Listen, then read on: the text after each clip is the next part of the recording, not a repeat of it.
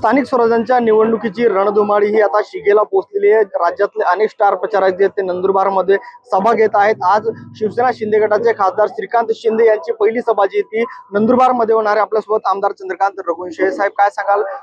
शिवसेनेची खरं तर ही पहिली सभा नंदुरबारमधून सुरुवात होते। सर काय नाही, शिवसेनेचं उत्साहाचं वातावरण नंदुरबार आणि तळोद्यामध्ये आहे। आमचा आग्रह होता की आदरणीय या राज्याचे उपमुख्यमंत्री एकनाथ शिंदे साहेबांनी इथे यावं, वस्तुस्थिती बी पाहावी आणि नंदुरबार जिल्ह्याच्या दोन्ही नगरपालिकांना तळोदा आणि नंदुरबारला भरीव मदत करायचं आश्वासन सुद्धा द्यावं। कारण आमचा नेता असा आहे की एकदा तुम्ही सत्य परिस्थिती त्यांच्या निदर्शनास आणली तर ते महाराष्ट्रामध्ये सर्वांना मदत करणारा नेता म्हणून परिचित आहात।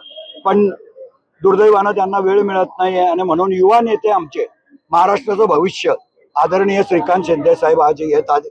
त्यांची सभा इथं होते आणि त्या सभेला प्रचंड प्रतिसाद मिळेल अशी माझी खात्री आहे। आपल्या पत्नी रत्नाताई रघुवंशी या नगराध्यक्ष पदाच्या उमेदवार आहेत, मात्र परिवारवादाचा देखील आरोप आपल्यावर सध्या करण्यात येतो। परिवारवाद कुठं नाहीये भाऊ, हे मला सांगा। मास्तराचा पोरगा मास्तर होतो, डॉक्टरचा पोरगा डॉक्टर होतो, पुढाऱ्याचा पोरगा पुढारी झाला तर काय नुकसान आहे त्याच्यामध्ये? आणि परिवार माझ्यावर आरोप करणारे त्यांची पूर्ण खानदान परिवारवादामध्येच गुंतली आहे। त्यांच्या घराचे 5-5 जिल्हा परिषद सदस्य चालतात, त्यांची मुलगी खासदार चालते, त्यांची मुलगी जिल्हा परिषद अध्यक्ष चालते, ते आमदार चालतात आणि मग आमच्याचकडे काय दोष आहे?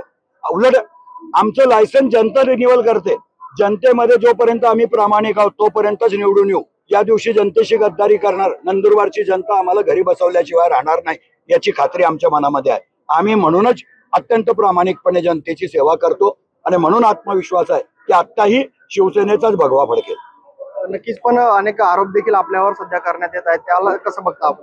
आरोप कोणावर नाहीये, या देशाच्या पंतप्रधानावर बी आरोप आहे, देवेंद्रजींवर बी आरोप आहे, विजय कुमार गावितवर तर एवढे आरोप आहेत की त्याचे टोपले भरून गेलेले आहेत। एवढे आरोप त्यांच्यावर आहेत तरी सुद्धा ते मोठ्या विश्वासानं मोठ्या रुबाबानं भाषणं देतच आहेत। सर्व आदिवासींच्या योजनांचा बाट्याबोळ करणारा माणूस म्हणजे विजय कुमार गावित।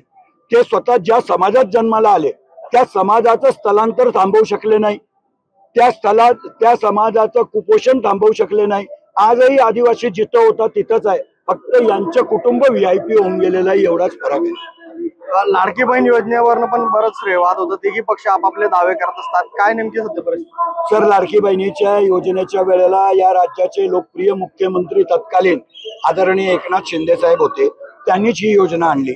त्यांनीच एसटी मध्ये भगिनीला 50% भाडं लागेल अशी योजना आणली। असंख्य लोककल्याणकारी योजना त्यांनी आणल्या, लखपती दिदीची योजना आणली। या सगळ्या योजना एकनाथ शिंदे साहेबांनी आणल्यानंतर 3 पक्ष सत्तेत आहे, त्याच्यामुळे 3 भाऊ तयार झाले। पण ओरिजिनल भाऊ या योजनेला जन्म देणारा भाऊ हा एकनाथ शिंदे साहेबाचा आहे।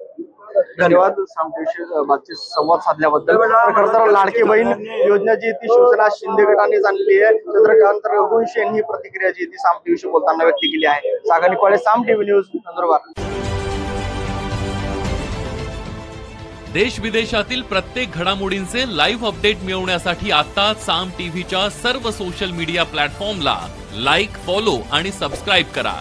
तसंच सर्व नोटिफिकेशनसाठी बेल आयकॉन प्रेस करायला विसरू नका।